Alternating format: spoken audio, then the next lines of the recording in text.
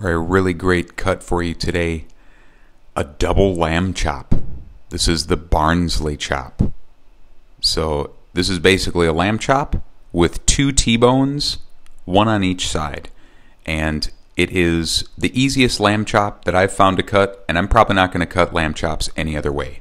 So I just butchered an ewe, and I had a saddle, and I didn't want to cut single lamb chops. So the first thing I did is score the fat all over with a knife. This is not how a saddle will probably come if you buy one, because it's got a big piece of the leg attached. And you can see that top that I showed you, that's actually part of the rib. The ribs have been cut off the racks that you'll usually get. So this is the saddle, or the loin, or the short loin. And I'm just going to cut with a handsaw. I don't like a reciprocating saw because it's going to leave sharp bones, and that's going to make it so these are difficult to vacuum seal. And I'm just going to cut the chops as thick as I want.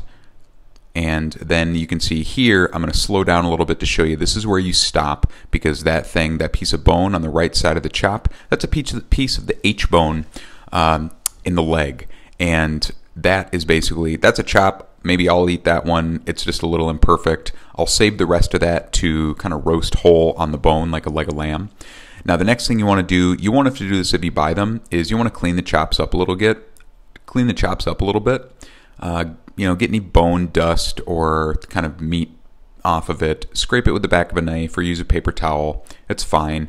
You don't have to do this, but it's nice. It is mostly aesthetic, but it gives them a nice look. Helps them sear a little bit better too.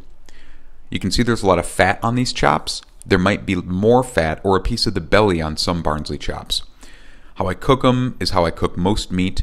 So up to the day before, or even longer, I season the meat with salt and pepper, and then I let it sit overnight in the fridge uncovered. What that does is it helps dry the meat out so it's going to sear perfectly, and it's called dry brining. And I do that basically with just about every meat that I cook.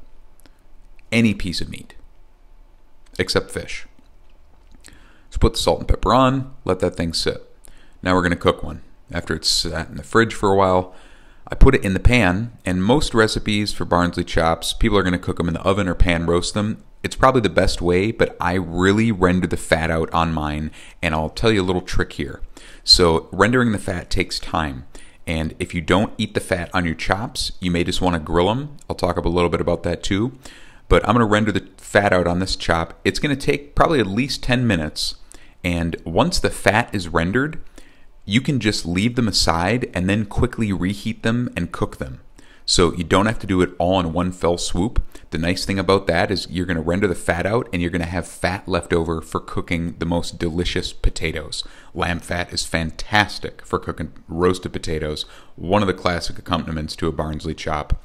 But you can see I'm just moving it around, standing it up as much as I can. I'm doing one chop here. If you cook multiple chops, it's going to be easier because you don't have to worry about them falling down in the pan. But I'm just doing this in a carbon steel pan, and I'm going to cook it until that fat is golden brown. And you'll see here we're getting pretty close. I'm really going to cook it down though. Most recipes, they're not going to cook the fat down this far, but I always render fat out. So that's part of the key of scoring it in the beginning, is that it helps the fat come out just like a duck breast. Okay, that's looking pretty good. So now I'm going to let it sit on that paper towel, and then it's ready to cook. I can just reheat them and flash them, and I don't have to take time to render the pan. Here I'm going to put it in the oven. After I discard the fat there, I'm going to cook it for like 3 minutes on one side. Then I'm going to take it out, and then I'm just going to flip it over, kiss the other side, and I'm going to cook this just until I put a cake tester in it.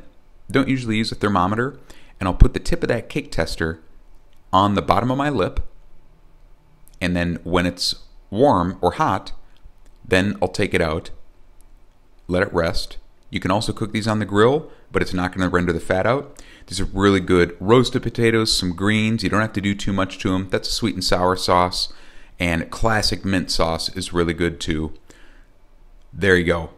I hope you get to try Barnsley chops sometime. Thanks for watching.